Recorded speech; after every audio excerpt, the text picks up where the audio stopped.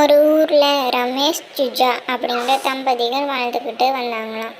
அவங்களுக்கு ஒரு பெண் பிள்ளையும் ஒரு ஆண் பிள்ளையும் இருந்தாங்களாம்மா.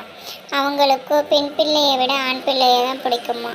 ஏன்னா கடைசி காலத்தில் நம்ம கூட இருக்கவன் ஆண் பிள்ளை தான், பெண் பிள்ளை இன்னொரு வீட்டுக்கு போகிறவ தானே அப்படின்னு எப்போவுமே பாரபட்சம் பார்த்துக்கிட்டு வந்தாங்களாம்மா. எந்த ஒரு விஷயத்திலையுமே பெண் பிள்ளையை விட ஆண் பிள்ளைக்கு தான் முக்கியத்துவம் கொடுத்தாங்களாம். ஆண் பிள்ளையை நல்ல மெட்ரிக் ஸ்கூல்லையும் பெண் பிள்ளைய ஒரு கவர்மெண்ட் ஸ்கூல்லையும் சேர்த்துனாங்களாம்மா. அது மட்டும் இல்லாமல் பெண் பிள்ளை படிக்கணுங்கிற டைம்லலாம் அவங்க அம்மா, நீ படித்து என்ன பண்ண போகிற, நீ இன்னொரு வீட்டுக்கு போய் என் மாதிரி வீட்டு வேலை தான் பார்க்க போகிற, என்ன வீட்டு வேலையை நல்லா கற்றுக்கோ அப்படின்னு சொல்லி எப்போ பார்த்தாலும் அந்த பொண்ணுக்கு வேலை வீட்டு வேலை அப்படின்னு வச்சுக்கிட்டே இருந்தாங்களாம்மா. அது மட்டும் இல்லாமல் உன்னை 12வது வரைக்கும் தான் படிக்க வைப்போம், அதுவும் ஏன்னா அதுவும் கவர்மெண்டில் ஃப்ரீ அப்படிங்கிறதுனால தான் படிக்க வைக்கிறோம், உன்னை காலேஜெலாம் படிக்க வைக்க மாட்டேன்னு சொன்னாங்களாம்மா. ஆனால் பையனுக்கும் அப்படி இல்லையாம்மா.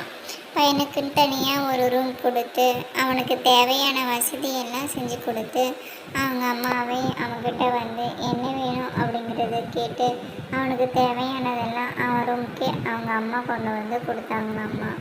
அவனுக்கு எந்த வேலையுமே வைக்க மாட்டாங்களாம்மா. ஆனால் அந்த பொண்ணுக்கோ அப்படி இல்லையாம்மா. அவளோ வேலை செஞ்ச நேரம் போக கிடைக்கிற டைமில் தான் படிப்பானாம்மா. அப்போவுமே அவன் நல்லா படித்தாளாம்மா. ஸ்கூல் முடித்த உடனே பையனை நல்லா பெரிய யூனிவர்சிட்டியாக பார்த்து சேர்த்து விட்டாங்களாம்மா. பொண்ணும் அவன் நல்லா படித்து நல்ல மார்க் எடுத்து கவர்மெண்ட் காலேஜ் போயிட்டாளாம்மா. காலேஜ் போன உடனே அங்கே சில பசங்க பைக்கில் வரதில் பார்த்த பையனும், அப்பா எனக்கும் பைக் வேணும் வாங்கி கொடுங்க அப்படின்னு சொல்லி கேட்டானாம்மா. இவங்களும் சரி செல்ல பையனாச்சு வாங்கி கொடுப்போம் அப்படின்னு சொல்லி கடன் வாங்கி காசு இல்லைனாலும் அவன் கேட்ட பைக்கே வாங்கி கொடுத்தாங்களாம். சரி பையனுக்கு போக வர ஈஸியாக இருக்கும், கேட்டதெல்லாம் வாங்கி கொடுத்தா அவனும் எந்த கஷ்டமும் இல்லாமல் படிப்பான்னு சொல்லி வாங்கி கொடுத்தாங்களாம்.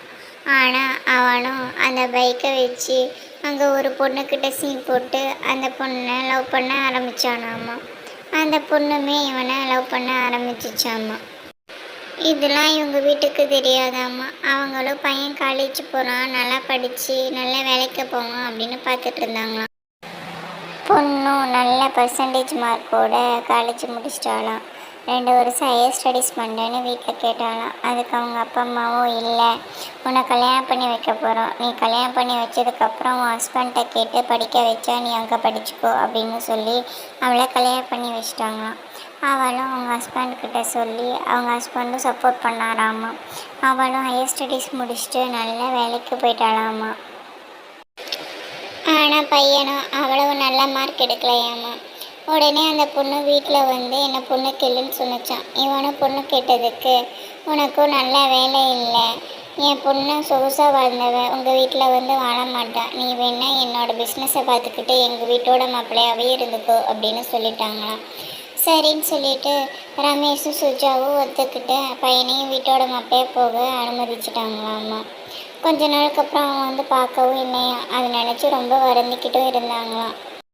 பையன்னு சொல்லி ரொம்ப செல்லமாக வளர்த்தோம், ஆனால் பாரு இப்போ நம்மளை கூட அவன் பார்க்க மாட்டேங்கிறான், உடம்பு சரியில்லைன்னா பார்க்க கூட ஆள் இல்லைன்னு நினச்சி வருந்திட்டு இருந்தாங்களாம்.